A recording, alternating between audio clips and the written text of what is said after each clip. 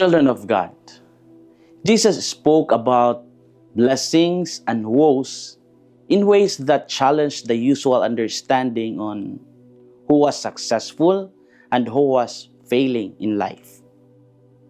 In the Sermon on the Mount, He called the poor in spirit, those who mourned, the meek, and those who hungered and thirst for righteousness, blessed. He also called the merciful, the clean of heart, the peacemakers, and those persecuted for righteousness, blessed. Jesus even surprised His listeners by saying that those who were insulted, persecuted, and falsely accused because of Him could rejoice because their reward was great in heaven. At the same time, Jesus warned those who were rich, satisfied, laughing, and highly praised because their comfort could hide a deeper spiritual problem.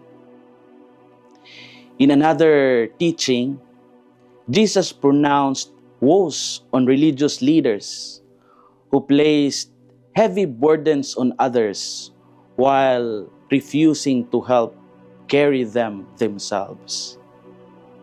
He also criticized those who appeared righteous to others while their hearts remained filled with hypocrisy and lawlessness.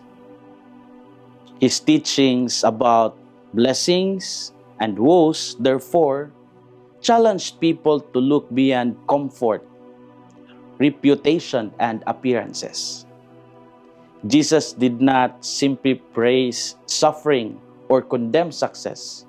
He exposed the danger of allowing possessions, popularity, or religious appearance to become substitutes for a good and faithful heart.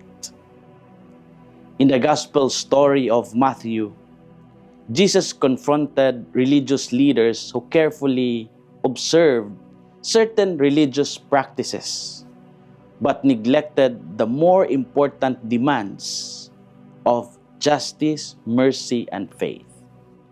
He then used the image of a cup and dish that were cleaned on the outside while remaining dirty inside.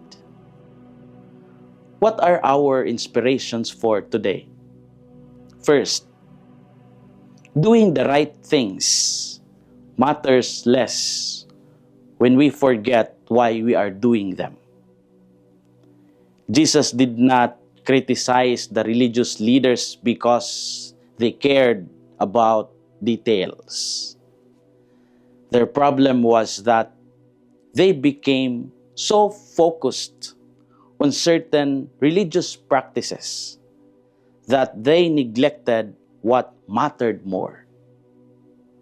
They paid attention to small obligations but overlooked justice, mercy, and faithfulness. Their religious life became technically impressive but morally incomplete. We can experience the same temptation in ordinary life.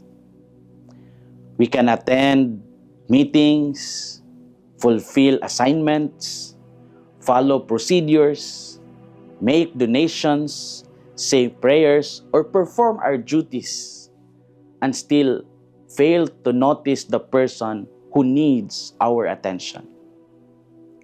We can become very concerned about whether everything looks proper, while becoming less concerned about whether someone is being treated fairly.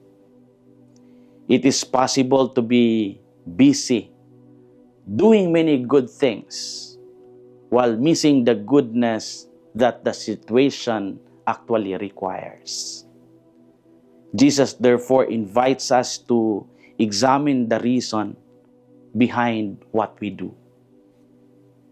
A good action becomes more meaningful when it comes from a good intention and a sincere concern for others. We should not stop doing the small things that matter, but we should never allow them to distract us from the bigger things that God asks of us. Religious practice is valuable, but it must lead us toward justice, mercy, and faithfulness.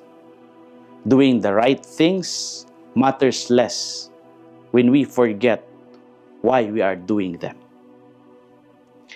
Second, a clean appearance cannot replace a clean heart.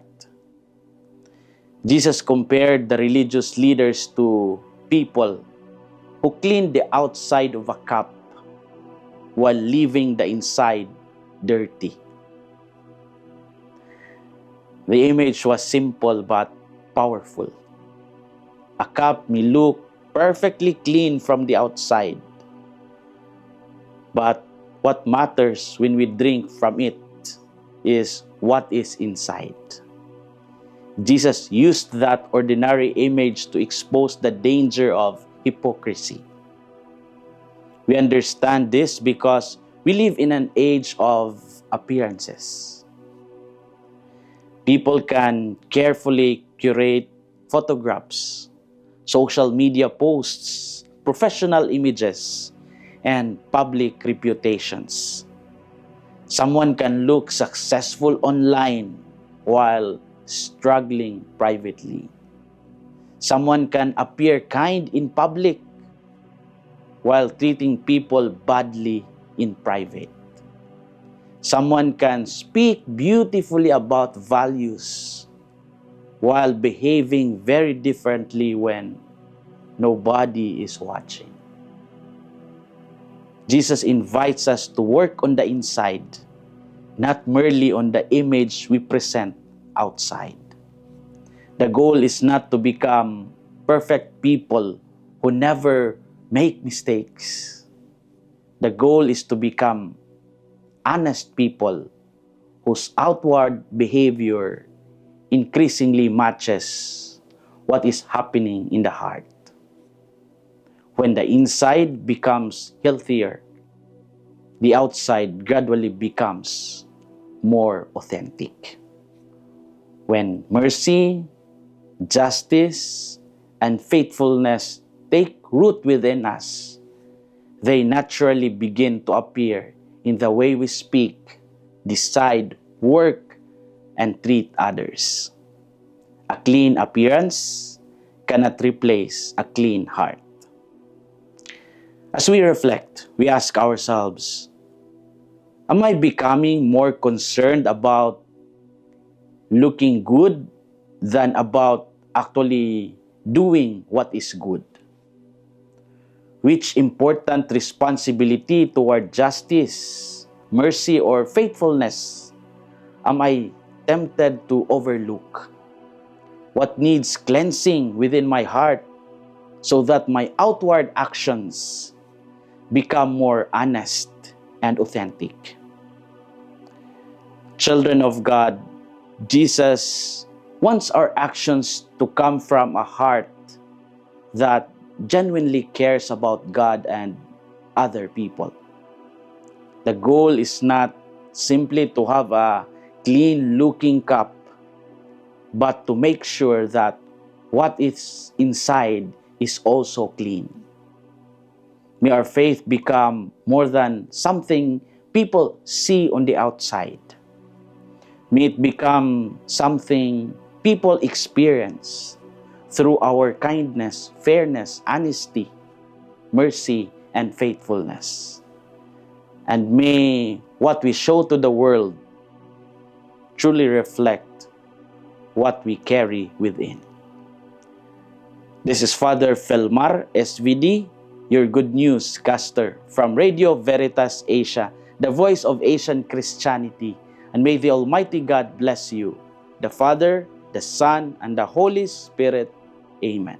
Thank you for watching and listening. Stay inspired every day with our daily reflections. Be part of our growing online community of faith and inspiration. Don't miss a single reflection. Follow us on our social media platforms